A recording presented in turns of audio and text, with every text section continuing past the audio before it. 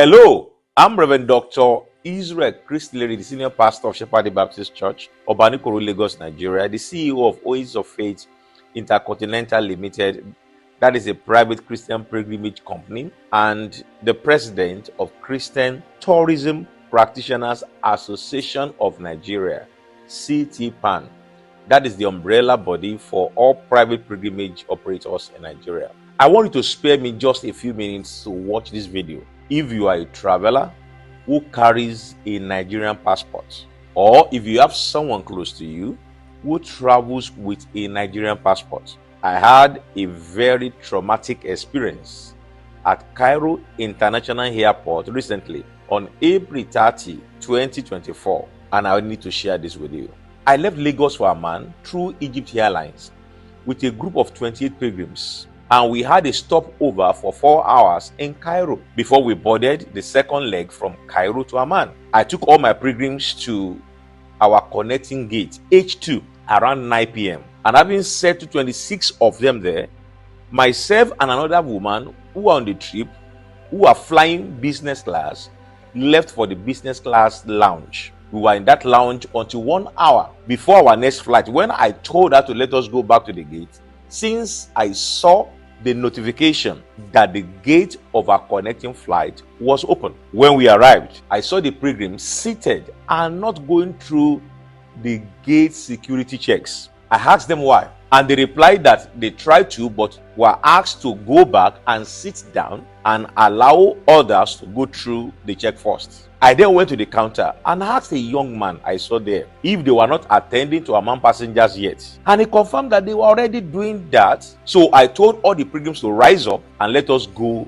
through the gate formalities to board our next flights. As we lined up to go through the formalities, I saw some policemen and some airport staff talking together. I wondered what they were talking about, and initially I thought it was about our documentation or visas that they wanted to confirm.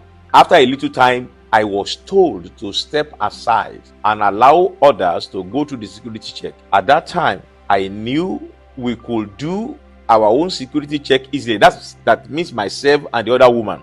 So I told her to wait for me while others can go through their security check. Some policemen then asked me to follow them to their office. At this time, I still assumed it had to do with our documentation. So I brought all the documents relating to our trip and asked the woman to wait until I returned to the gate. They then took me to the office of the head of the police of the airport, and 3 police officers entered with me while about 12 others were outside looking at us through the door, which was left open. Then the chief police officer asked me if I knew what offense I had committed. I wondered what the offense was and replied I had not committed any offense. Then they brought a man in as an interpreter who told me in English language that a lady had just accused me of sexual assault and the punishment was jail and I should be ready to go to jail. My first comments were, who, where, when, and how? Then they pointed to a lady who decided to hide her face behind another lady. When I tried to look at her direction, I told the interpreter I had never seen the lady talk less of talking with her. The police chief then said, in our country, we believe the word of any woman as true, and that means with or without evidence, you are guilty. He then said there was a video evidence. When I heard that there was a video evidence, I was relieved and I requested for the video evidence. He later said there was no need for video evidence because it will make me miss my flight unless I agreed to their offered solution. I made it clear that if they had any video evidence, they would not find me there, for I had been at the business class lounge for 3 hours and I had an alibi among my pilgrims who was there with me in the lounge till we left for the gate. Then they said there was a witness, and immediately a young man came forward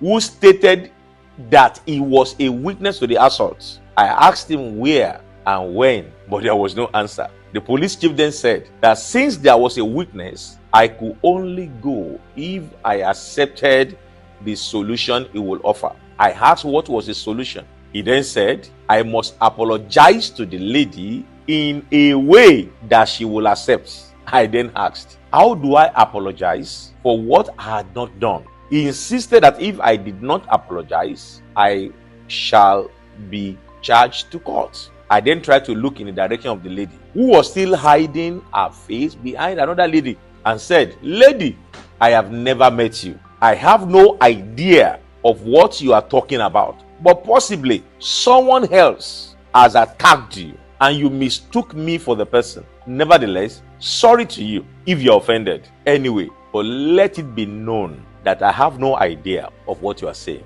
The police chief then turned to a man who was said to be her boss if my apology was accepted, and he said it was okay. The police chief then said I should follow him to another office and leave my hand luggage behind.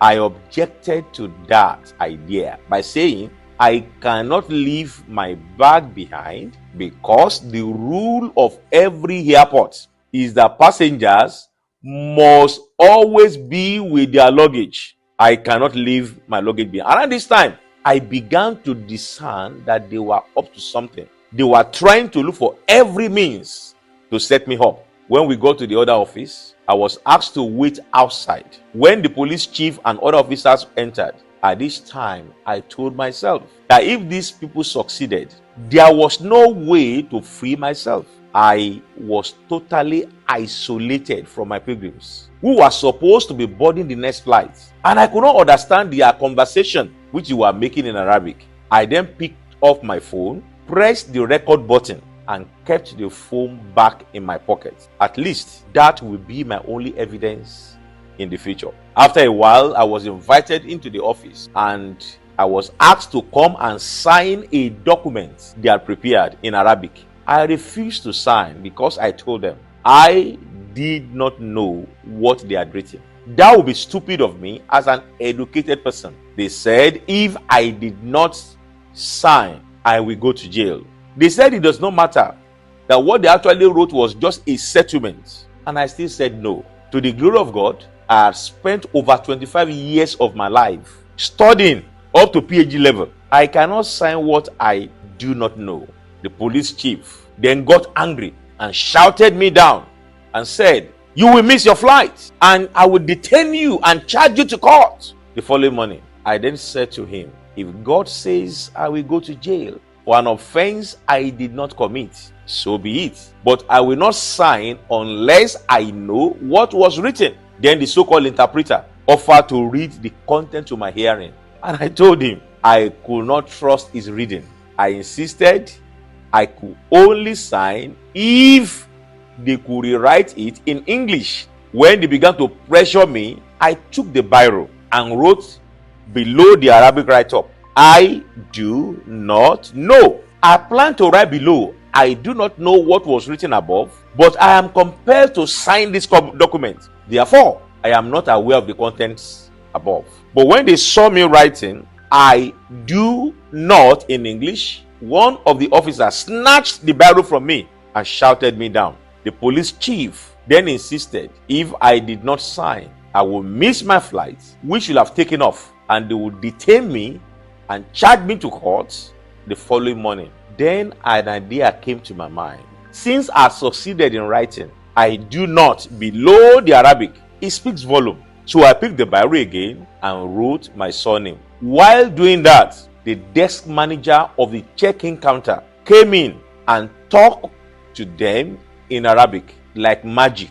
They handed over my passport to me and asked him to take me to the aircraft. I did not understand the magic words that effected my release until I got to the tarmac. Right at the foot of the aircraft, I saw all my 27 pilgrims standing at the entrance of the aircraft. They had refused to board the plane unless their leader was released, against all pleas and threats, even from the pilot, who told them he would take off without them. They refused to enter the aircraft unless their leader was released. Now I know that was my saving grace. The refusal of 27 persons who had already checked in to enter The plane frustrated their plots. That was the report the desk manager brought to this syndicate at their airport.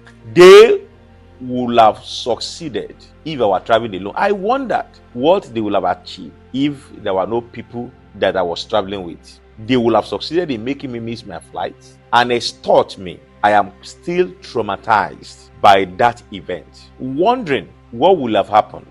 What else would have happened if there were no other passengers with me? No doubt, this could have happened to many other persons who would have been charged to court for wrong accusations or ended up being extorted by this syndicate in that airport. I decided to make this video to expose the evil plots going on in many African airports against Nigerians. Kindly share this video with all your friends and your brothers so that they can know what goes on. We need to be more careful with these people. Please do your best to make it go viral. You might be saving another person from such embarrassment by exposing the evil schemes in some of these airports. May God save us from evil men. Amen.